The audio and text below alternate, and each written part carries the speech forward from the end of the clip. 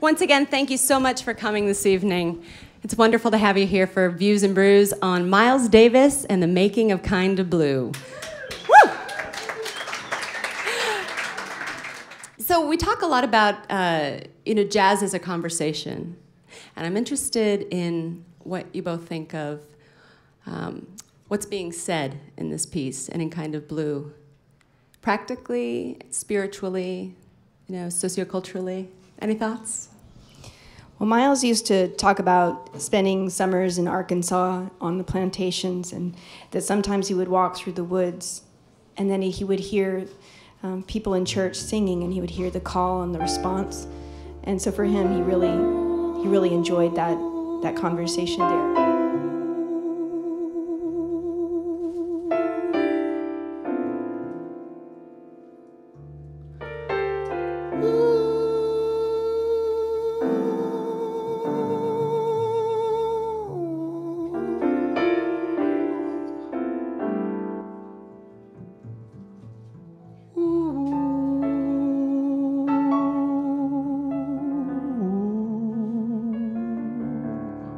Kind of Blue came out in 1959, and one of the critics was listening to it, and he actually asked his 9-year-old child what she thought of Kind of Blue and the moods that were set, and she said that the music sounds like a little boy who's been locked out and wants to get back in.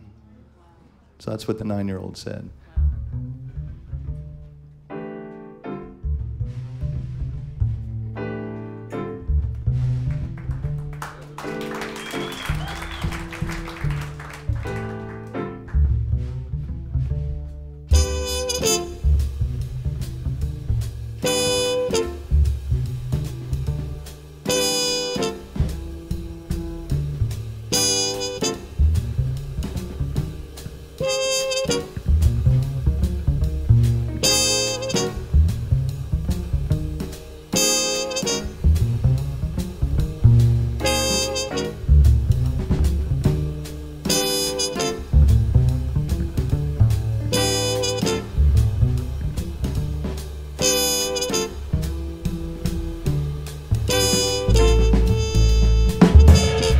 As far as the music itself, he knew to set himself apart from jazz of that time, which was hard bop and bebop. He had to come up with a different sound, something that was unique.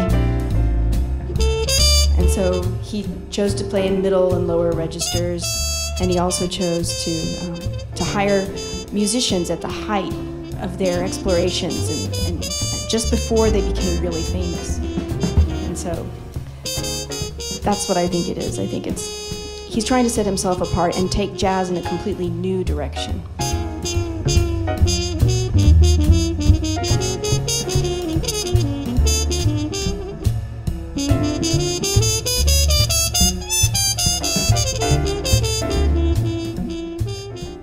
It represents, beyond form, it represents feeling.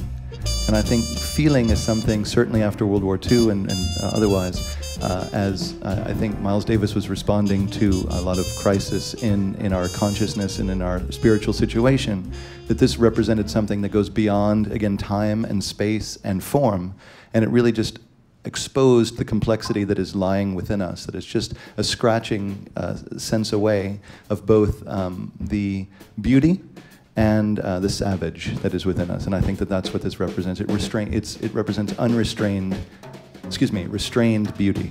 A lot of restrained beauty here.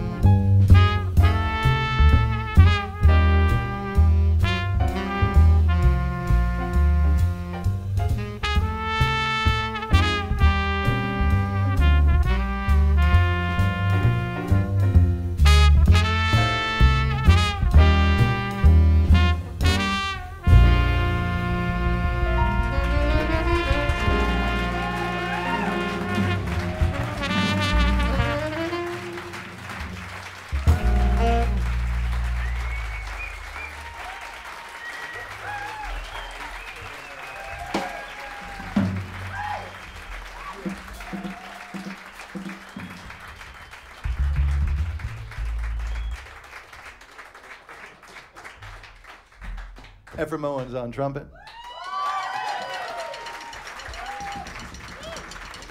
Sam Lipman on saxophone. Rich Harney on piano. Daniel Durham on bass. J.J. Johnson lighting it up on drums.